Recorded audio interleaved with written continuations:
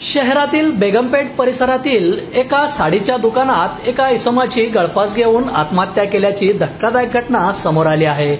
याबाबत अधिक माहिती अशी की बेगमपेठ येथील सहेली साडी सेंटर या दुकानात एका 42 वर्षीय इसमाने दोरीच्या साह्याने गळफास घेऊन आत्महत्या केली। नदीम अली राहणार चांदपूर लोधेने सीतापूर उत्तर प्रदेश असे गळफास घेतलेल्या इसमाचे नाव आहे।